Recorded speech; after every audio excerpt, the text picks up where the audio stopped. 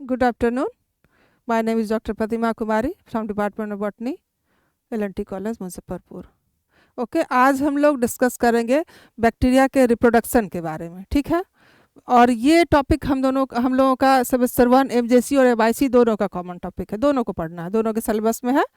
तो बैक्टीरिया का स्ट्रक्चर, उसका एग्रीकल्चरल इंपॉर्टेंस या जो भी हम लोग पहले भी डिस्कस कर चुके हैं. आज थोड़ा सा हम लोग इसके रिप्रोडक्शन के बारे में जानते हैं कि इसका रिप्रोडक्शन कैसे कैसे होता है. तो इसका रिप्रोडक्शन दो फेज़ में है. एक तो एसेक्सुअल रिप्रोडक्शन है, बाइनरी फिजन है, और दूसरा कुछ बैक्टीरिया में हम लोगों को इसका सेक्सुअल रिप्रोडक्शन का भी कुछ ये मिला है, ठीक है. तो पहले हम लोग जो मोस्ट कॉमन फीचर है बैक्टीरिया का,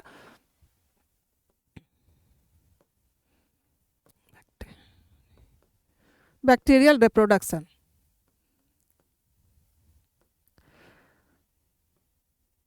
जो बैक्टीरिया में रिप्रोडक्शन का जो सबसे मोस्ट कॉमन मेथड है वो बाइनरी फिजन, ठीक है. बाइनरी फिजन पहला इसका हम लोग ये कर लें, बाइनरी फिजन.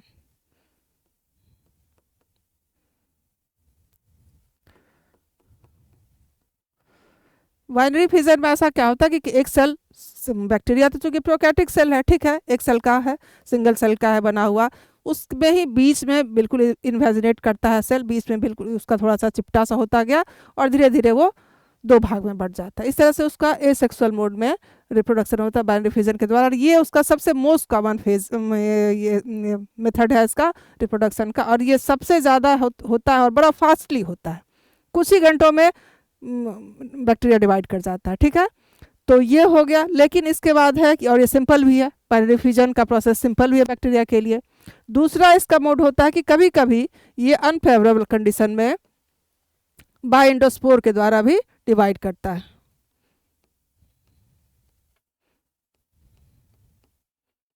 ऐसा हो कि कभी कभी अनफेवरेबल कंडीशन आया, बहुत ज़्यादा उसको बाइनरी फिजन में फटाफट डिवाइड करने का ये कंडीशन नहीं है, तो क्या होता है, एक सेल के अंदर एक बड़ा सा गोला सा स्ट्रक्चर बनता है एंडोस्पोर के ऐसा.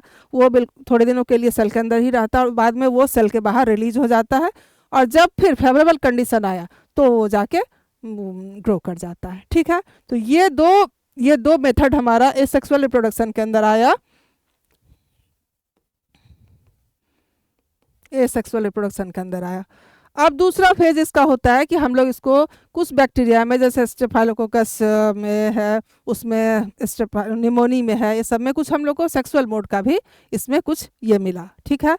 तो उसको हम लोग कॉमन नहीं है बहुत ज़्यादा, लेकिन कुछ बैक्टीरिया में मिला है और वो थोड़ा सा कम्प्लेक्स भी है. उसमें तीन चीज़ आता है, तीन टॉपिक आता है उसमें.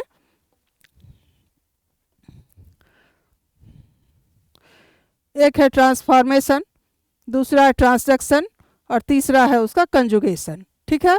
तो हम लोग बारी बारी करके आज पहले हम लोग इसको ट्रांसफॉर्मेशन वाले टॉपिक को डिस्कस करते हैं, जो इसका सेक्सुअल मोड है.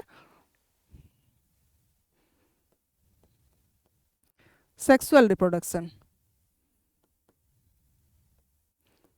इसमें तीन टाइप है इसके. पहला कंजुगेशन, दूसरा है ट्रांसफॉर्मेशन,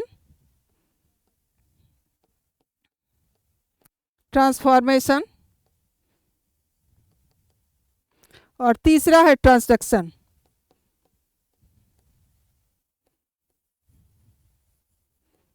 ठीक है. तो पहला कंजुगेशन का प्रोसेस तो बिल्कुल इजी है. उसमें क्या होता है कि दो बैक्टीरियल स्ट्रेन लगभग कि अपोजिट स्ट्रेन के, एक प्लस और एक माइनस, थोड़ा सा अपने क्लोज कांटेक्ट में आते हैं. दोनों के बीच जो मान लिया कि एक ये सेक्स पिली का फॉर्मेशन होता है, एक छोटा सा ट्यूब लाइक स्ट्रक्चर बनता है और वो ज्वाइन करता है ये वाले माइनस स्ट्रेन को, और उसमें से कुछ डीएनए मटेरियल, उसका जो है डीएनए मटेरियल पास कर जाता है उसमें, ठीक है. उसके बाद कंजुगेशन का प्रोसेस उधर से ट्रांसफ़र हो गया और फिर वो ग्रो करता है. तो कंजुगेशन का प्रोसेस थोड़ा सा सिंपल सा है.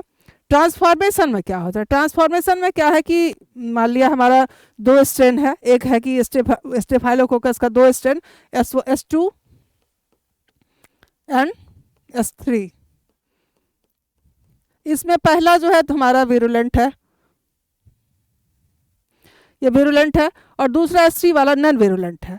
तो पहले हम लोग क्या करते हैं कि पहला एक ग्रिफिथ एक एक्सपेरिमेंट किए थे कुछ माइस पे चूहे पे, कि पहले S3 वाले स्ट्रेन को एक सॉल्वेंट में डाल के उसको थोड़ा सा हीट करके हीट किल करके डाला बैक्टीरिया के अंदर, वो सॉरी माइस के अंदर इंजेक्ट करवाया तो ये चूंकि हमारा वेरुलेंट है स्ट्रेन है S2 वाला, लेकिन फिर भी वो जाके उसमें जाने के बाद बैक्टीरिया वो चूहा जिंदा रहा मतलब कि ये अपना असर नहीं दिखाया, वेरुलेंट होके भी उसको ये डेड नहीं कर पाया, तो इसका ये चीज़ खत्म हो गया। तब क्या किया कि ये जो नॉन वेरिएंट वाला ये स्ट्रेन था उसको भी हीट किट करके ये माइस के अंदर डाला, फिर भी चूहा जीवित रहा।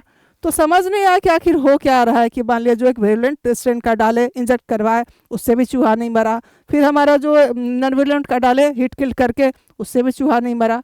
तब एक तीसरा क्या किया कि दोनों को गर्म के हीट किल करके मिक्स करके चूहे के अंदर इंजेक्ट करवाया, तो क्या हुआ कि उस बारी चूहा मर गया। तो फिर इस पर कंक्लूजन सोचा कि इस बारी क्या हुआ, तो उस बारी हुआ क्या कि मान लिया कुछ जो S2 का स्ट्रेन था जो हीट किल करने के बाद उसमें का कुछ जेनेटिक मटेरियल जाके इसमें S3 का इसमें जाके टैग कर गया था, तो वो जाके उसके साथ कॉपरेट करके उसके स्ट्रेन को वेरिएंट बना दिया और उस वजह से चूहा मर गया। ठीक है, ये हमारा ट्रांसफॉर्मेशन का मेन फंडामेंटल ये हुआ कि मान लिया उसमें जाके एक दूसरे स्ट्रेन में जाके दूसरे वाले S3 का जाके उसमें टैग हो करके उसके ये को DNA मटेरियल को चेंज कर दिया और वो जाके फिर उसमें अपना इफेक्ट दिखाया और चूहा उस हिसाब से मर गया।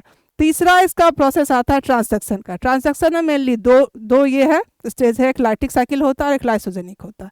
लाइटिक साइकिल में है कि कोई भी क्या कहते हैं वायरस बैक्टीरिया के अंदर इंजेक्ट हुआ गया, होस्ट के अंदर जाके एक्टिव हुआ और उसके मशीनरी को उसके DNA को ये करके खुद का ये DNA रेप्लिकेट करके उसके अंदर पूरा फैल जाता है और उसके बाद सेल को लाइज करके उसके मेम्ब्रेन को ब्रेक डाउन करके बाहर फैल जाता है। ठीक है, तो वो हो गया। अब उसका दूसरा स्टेज आता है लाइसोजेनिक में क्या होता है, बैक्टीरिया के अंदर वो वायरस इंटर किया और अपने DNA को उसके बैक्टीरियल DNA के जो उसका पहले से था बैक्टीरिया का उसके अंदर टैग करवा देता है।